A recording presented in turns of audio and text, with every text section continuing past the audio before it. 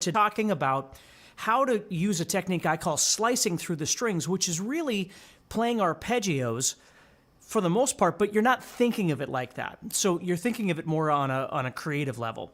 So basically, let's say we were going to be in E minor, okay? So instead of just thinking about playing, across the fretboard, whichever scales you're using, think more about slicing across the strings doing something like this. Let's say we're talking about slicing across the strings moving this direction. So I might do something where I go like this. Okay, now I'm making an E minor arpeggio right there, but again, the point isn't the notes I'm making, because you'll see in a second that I'll do just all kinds of different things. So I might come from here and then move here, and now all of a sudden I'm playing something a little different. So I'm doing the same idea and then moving across these three strings. Now I could expand this idea, and if I did that, I'd be playing 2 octaves of the same thing. So it works really nice if you're sitting in a spot, maybe you've done a melody.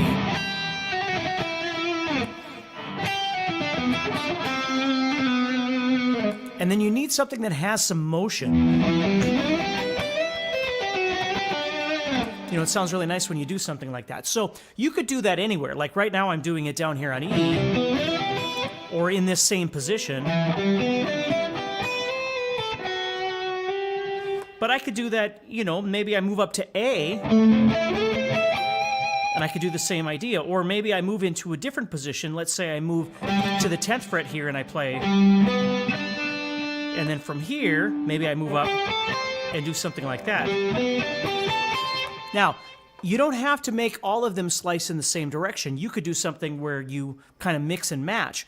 But before we get that, let's start moving the other direction. So let's say maybe we were doing something where I'm going like this. I'm going to go to the 7th fret, and I'm going to cut this way. So I'm playing, would be like an add 9 chord there. And then when I get there, I can keep going. But maybe I backtrack back to this 7th fret of the 3rd string, and I keep moving up that way.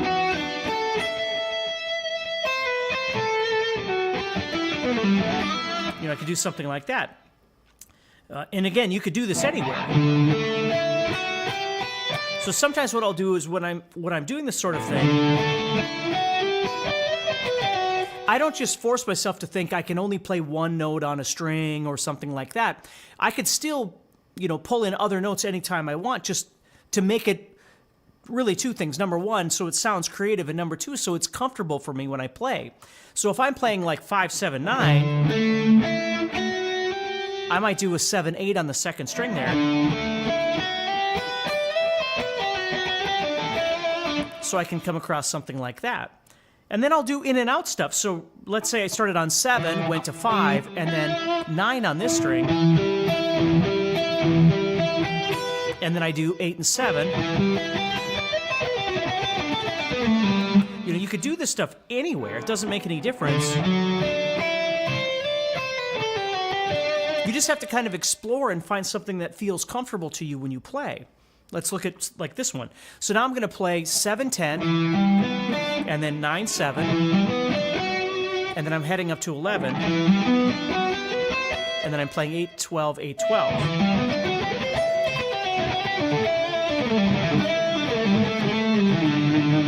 You see, so there's lots of really neat ways that you can get creative across the fretboard as opposed to just thinking about playing a scale, which there's nothing wrong with that either. But this way it brings you out of that. So if you're doing something typical,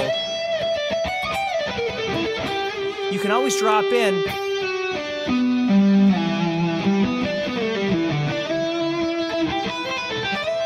and then, break into something that kind of slices across the strings, and then you can come back to something that's a bit more scale in nature. So anyway, hopefully that helps you, gives you something to think about for the week. So take care, stay positive, of course, keep practicing. Like, subscribe wherever it is you are on social media. I would sure appreciate that.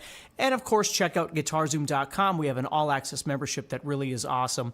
And if you're looking for more information and more education from me, I would sure appreciate you looking at that. So take care.